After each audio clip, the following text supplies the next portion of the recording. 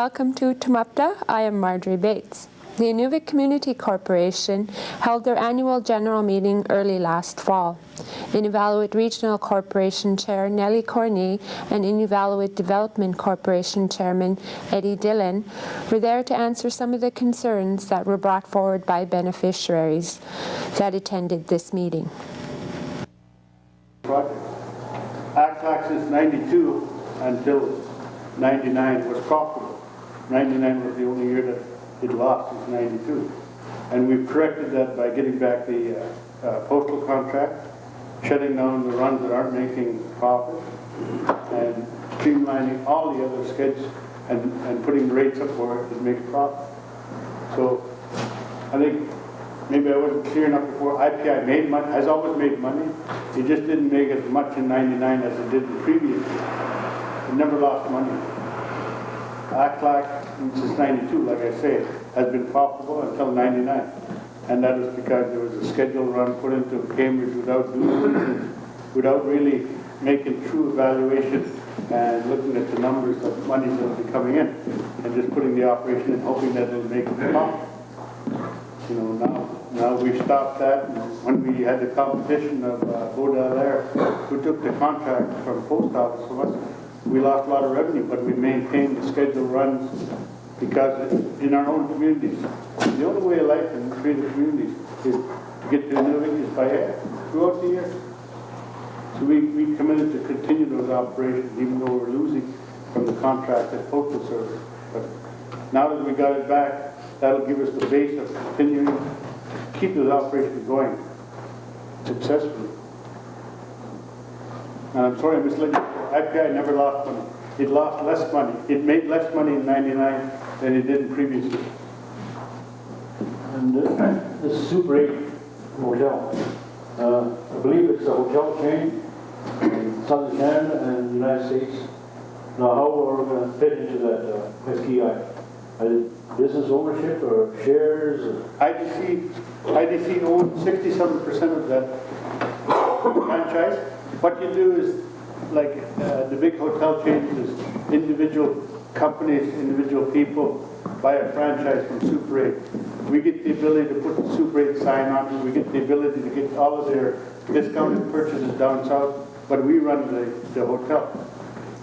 So we're going to hire the management, put in place there. We're going to monitor it ourselves, but we use their clout, buying power with their other 500, 600 hotels. The building will be owned by IDC. The majority of it is owned by IDC, and there are other people that are involved that live in the north that have made a commitment. Pardon? Why would do something like that in Inuvik, and it's pretty obvious to everybody that there's a big... Because you have beautiful competition. And everybody comes in all the time, like there's all that come in today from the factory meetings. People are always traveling, all the beneficiaries are always coming every week. Why can't we have a hotel here? I think once we've been able to conclude our hotel in Yellowknife will give us a better picture on how to run hotels, and maybe we'll down the road putting in. We've got a big empty space beside our carpet office. We'll have to do a lot of evaluation like we did in Yellowknife. We made sure all the numbers were there. And the 2 years it took to get the process really made it difficult for us to get the project off and running.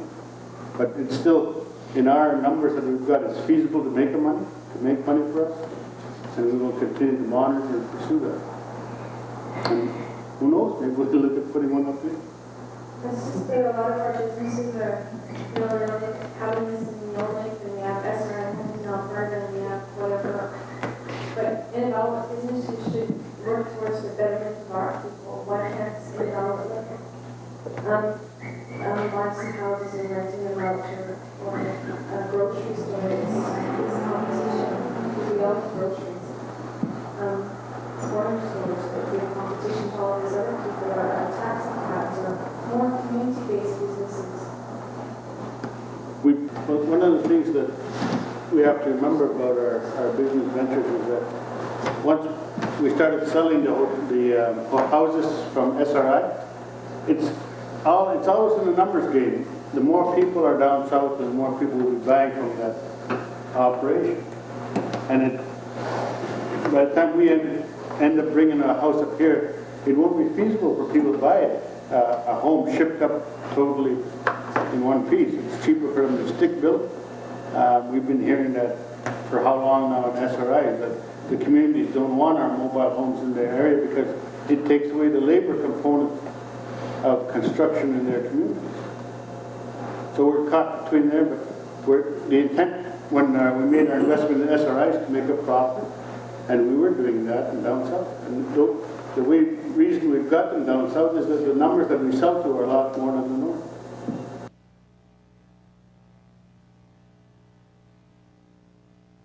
I've got a couple of questions for both Nellie and Eddie. I'd like to know the long-term or the training plans of the existing beneficiaries within IDC. I know you have quite a few Inuvialuit beneficiaries working for IDC, and every now and again I get to hear some problems that they're facing within IDC with management or maybe lack of guidance or lack of training opportunities. What are the plans to improve the working environment for our beneficiaries within IDC? I think in terms of the training program, we'll always strive to encourage our employees to take the next step. We'll go along with them. I think that we've come a long way since we started IDC. One of the better programs that I can explain is the career development program within Norterra. We take people, and if they don't have the skill levels, we encourage them to go to education and get the skill levels that they need to continue their employment. And we have quite a few Inuvialuit that have taken the program and continue on with it. But I guess the resources that are needed throughout the business world, if people are willing to pay for Inuvialuit more, that's where they're going to go. And we've had that. It's a problem, but it's a good problem because we give them the skills and the ability to get that wage scale that's better for them. Has there ever been an evaluation on the training? Okay, so we've got a few beneficiaries working within IDC right now and their subsidiaries. Has there been an evaluation on how far they've gone into their training plan, or is there a person on staff who kind of monitors how well they're doing within their training plan? I think that, I'm not aware of anybody that's in training within IDC. They're in full-time jobs, but were retired. I mean, there's no training that was needed when they were hired. They've had the skills necessary to do it. And if they want to continue on and get higher up on the management chain, I think it's individually up to them. And we'll encourage them and support them as much as we can. Okay, thank you. I do have another question on the long-term plans for IDC. We've heard of what you've been up to in the last year, which was 1999. We know that there's lots of activity happening with oil and gas within the next 10, 20 years. We'll all be busy. There'll be so much work that we'll have to import people. But I want to know what the long-term plans of IDC. Do they think within 20 years there's still going to be an IDC, or will we be developed enough within our capacity as community corporations, as private business people to say, okay, now we no longer need a development corporation? What are the plans? I mean, it seems that we get reports like this, and we also get reports at the IRC level too, and every now and then we hear, okay, IDC is talking to these people and they want to do this. Has there been any strategic plan developed to say, okay, in the next year, these are the projects we want to work on? Has anything like that happened with IDC? Yes, we've had a strategic planning process in place for the last 18 months. And amazingly enough, a lot of it had to deal with the oil industry. Now, 18 months ago, who would have thought the play would come back into this region? But our staff had sat down and did a strategic plan, and what if the oil and gas company come back, what do we do? And so, I'll get Pat to explain just what we're working on right now, but before that, in terms of the length of IDC being around, we've been here for 22 years so far. My mandate is to keep working and operating IDC like we'll be here for another 22 years, unless they come here or fired. Pat, if you want to explain just the process of what we're working on. Sure. Just to address the ongoing business of IDC oil and gas, there's 3 or 4 joint ventures we're currently completing, and some are already underway.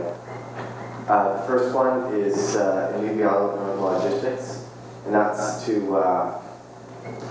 consolidate freight and to work out the movement of goods from the south to the north and within the delta. And that's with Mullen Logistics and NTCL. Another one that we're working on and currently completing is Schlumberger and IDC. And that'll be a joint venture that'll be preparing for oil field services from the birth of a well or from the seismic work right through the completion of a well. Another one that we're working on is Arctic Oil and Gas Services, which essentially provide project management services to the oil and gas companies who need to perform seismic work, drilling work. If there's any type of construction work that takes place for the wells, this is a company that can facilitate that for you. It's not, what we're not in is we don't own equipment, we don't own loaders, we subcontract that type of work out. So from a project management standpoint, we have the kind of financial clout to see the job from start to finish, but not actually get involved and sub it out to appropriate parties. Another one we were working on, I'm trying to think, I have a big list of them in my head. We're currently working on a pipe yard. That'll be a full-service pipe yard down at the NTCL site. And we're in discussions with NTCL and one other company on that. And that's almost complete.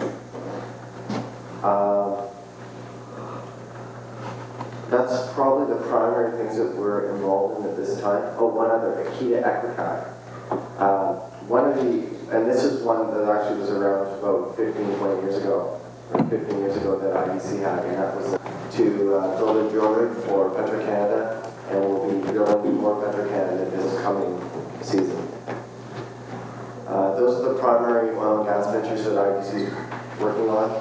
We haven't forgotten the rest of the things. We still have ACAC Air going, and we are completing the sale or purchase of 51% of Gallon's construction as well. So hopefully they'll dovetail very well with the activities taking place here. Okay, I'm still, like, a lot of this is news to me, and I'm a board member for IRC, and Eddie just mentioned that they have an 18-month strategic plan. We met in April, the 26th and 27th of April, and when we received their report from IDC, David Bethune and Denny Lenny do a report to us, there was no indication that joint ventures were down the line, that they were thinking about joint ventures. You said 18 months ago you were thinking about oil and gas activities and some potential joint or business ventures within that.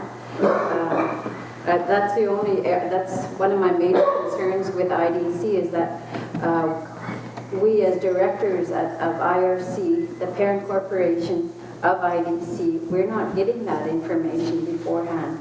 And if we know that kind of information beforehand, maybe we wouldn't be going back to our community corporations and thinking about all of these joint ventures we could do in our own community corporation, our own development corporation. Just to add on our joint ventures, if it helps, one of the things that we're aiming for is to have joint ventures that require significant management capacity or significant dollar investments.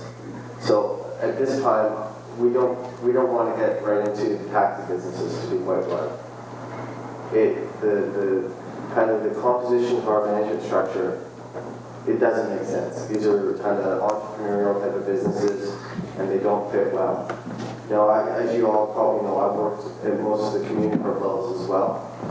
And, you know, at the community corp levels, these things, just generally speaking, don't interfere with community corp level businesses. And we've chosen them to be at that level. So. Donna, don't get me wrong. When I said we were doing strategic planning, one of them was what it oil investment plan. Yeah. And now with the oil companies phoning and saying what's available, then that's when our staff were able to sit down and start these discussion stages. And when you look at the perspective of the dollars needed, let's just go back to one for, Pat mentioned the Akita drilling. For that one rig alone, it's going to take a $13 million investment, and it's going to be shared between the two parties. And we're going to have to look seriously whether or not IDC and Akita is able to handle it. That's just one rig. They need 10 in the coming future. There's 3 rigs required next year. And they want, like, they're fussy too. They want new rigs so they don't have the problem of them breaking down. They have to repair them. So they're all looking at new rigs. I think they've had the ability to pick and choose rigs in Alberta that are in good shape. The ones that they need now, they're saying they have to build from scratch because it's a different process needing up here. Technically. Okay, well, that's not what my point was. My point is that you said 18 months ago you had a strategic plan. You were working on a strategic plan. The strategic plan I'm talking about is what do we do if they come back? Okay, when they come back, they start voting it. And just in March and April, we started the discussion with the oil company about the joint venture. It wasn't 18 months ago. Okay, I'll let that die. I'm just kind of curious. I mean, I don't want you coming out and telling me what you're doing. But you got these people sitting here not knowing what you're doing. I'm a little bit concerned about that. If she's asking you, you had a plan here 18 months ago, you're not telling us? We couldn't have a plan 18 months ago. We had the process of thinking, what if they come back? Okay, what are we going to do? But is there a line of communication between the two of you that this information is being fed out to them? Well, I think that IDC has been keeping ISC up to date with what transaction is taking place. Yeah, there's an ability, like in every time there is a community corporation meeting, a community corporation can invite IDC, what are you doing now? They can write IPC, can we have a specific report? But I think one of the issues is that from last year to this year, you had to do a heck of a lot of thinking and a lot of putting in place. So we've been trying, this is what, when I made my report, we've been trying to put some working groups out because I don't think anybody wants to go to as many meetings as you should. And for sure, IRC isn't always knowledgeable about everything that IDC is thinking about, and I don't know whether we want it to be anyway, because it would then probably have an IDC board. You know, they've got their job to do, but if the community corporations want more continuous update, you know, that's it. There's always an opportunity, and I'll say this to the community corp, is say, IDC, we'd like you to give us a report on this, you know, because you have monthly meetings. So there's nothing wrong with asking IDC to step in and give more detailed reports about what's going on.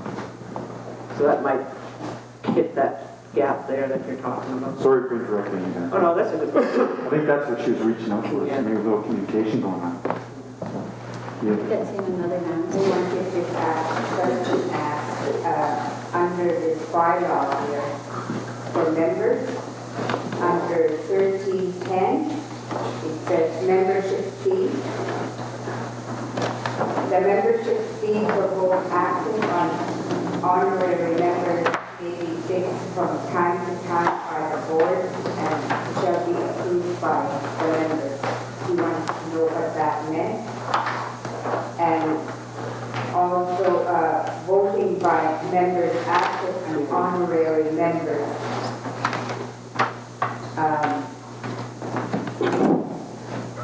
He's under the understanding that the honorary members are not entitled to vote. The honorary members are entitled to vote. That's that's a right that the honorary gets. They do not receive dividend payments, but they do have a right to participate. And the honorary members are approved year by year. They have to put an application and be approved at an annual meeting year by year. And that's it. As for setting fees, it just gives an opportunity if a community corporation ever feels that there should be a fee, they could set it. Right now they feel there should not be a fee, and so they haven't set fees.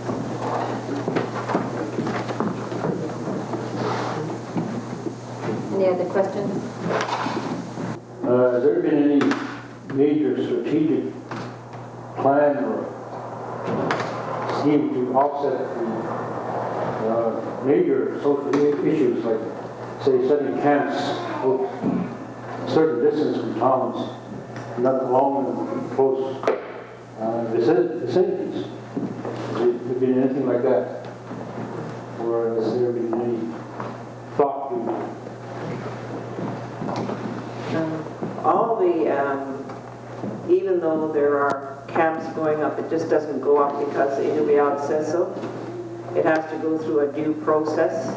If it's on Inuvialuit land, it has to go through the ILA and environmental screening, and then that goes to the hunters and trappers of the communities. Do you have any objection to this? What are the issues that relate to this project? So it is a process where people can have, and it's supposed to be properly and duly notified to the communities, so they have a chance to have an input. Now, it generally deals with environmental issues. The social impact area is something that we have to deal with right now. What we're trying to deal with most is to try to increase our capacity to deal with training, employment. But we still have to deal with the broader social issues as it relates to that. What are the needs? But no application for, say, putting a camp in a certain place just automatically goes there. It's got to all go through the due process. And communities have a say. One of the beneficiaries, or a couple beneficiaries, and it's to do with Inuvialuit art. IRC was established with the overall responsibility of managing the affairs of the settlement as outlined in the IFA. Its mandate is to continually improve the economic, social, and cultural well-being of the Inuvialuit through the implementation of the IFA and by all other available means. I strongly believe that Inuvialuit art plays a large part in the economic, social, and cultural well-being. In mentioning the above, I would like these following questions and concerns addressed at the ICC AGM.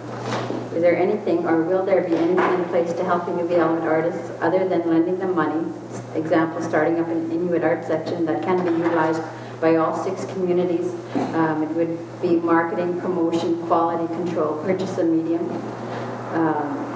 Along with contributions of our subsidiaries, it's a known fact that IRC contributes $10,000 for a 10-day event to the Great Northern Arts Festival for Inuvialuit artists. What does the funds cover? Does the Great Northern Arts Festival provide a report to IRC as to what was done with the funds? Maybe the funds should be used to set up an Inuit art section to develop an infrastructure within the IRC to provide administrative support. Once this is accomplished, the funds can be directed to supporting events like the Great Northern Arts Festival. The funds could be used the whole year round rather than 10 days to purchase medium, provide workshops in marketing, promotion, and quality control. The Great Northern Arts Festival in the past 10 years has done nothing to help promote the Inuvialuit artists outside of the 10 days of the festival. This is a question from a couple beneficiaries.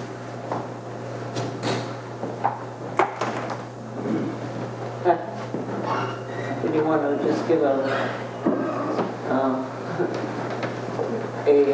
background on what we have been doing with Inuit art in the last few years? Because I mean, it sounds like people here think we've done nothing, and so I just want to clear it up here because we haven't been sitting back just giving $10,000 to the Inuit Art Foundation. There's been art festival, so. It's to be quite blunt, it's very hard as a distributor of art to make money. The one thing we found is people anticipate, like most artists, if they bring a carving in and they want to display it in the shop, they see the carving, you double the price on it because you have to pay for the lights, you got to pay for the heat, you got to pay for the rent. So there's always this kind of anxiety. The one way you can do it is sometimes ship them south. And there's some companies that do that right now, like the Northwest Company and the Arctic Co-op has an arm that does that. We've looked at it through CETO on a number of occasions, setting up a marketing arm to do it. It comes down to volumes. If we can get consistent quality art at a certain volume in a certain manner, it's been tried before, I think with walruses, or it was polar bears for a GM project. We wanted 200 polar bears and they have to look like this. The challenge is getting the artists to want to produce kind of a production line of art. And it can be successful if they're willing to do that. And we've had kind of mixed success doing that. The other thing is we always make an effort to ensure that there's a supply of stone. So, besides that, we have at this stage no master plan of getting art distributed at a certain market value. It comes down to quality control and consistency of the artist to produce. And we've had, at least from my experience, not enough volume at this time to make that happen, to pay for someone's salary. But we'll continue because don't forget, a lot of artists, they'll produce something, and if they're a good artist, people are already lining up to buy them. Like, they're really good artists that you can make money off, do commission work all the time. So, the biggest thing that I think we've developed is some of the names of the artists. Like 5 years ago, Joe Nasagalak was known. Now you see Eli's out there. You see